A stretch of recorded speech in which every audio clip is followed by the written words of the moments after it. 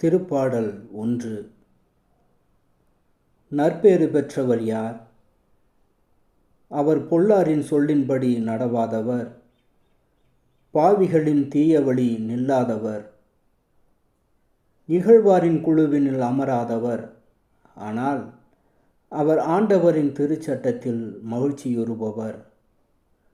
அவரது சட்டத்தை பற்றி இரவும் பகலும் சிந்திப்பவர்.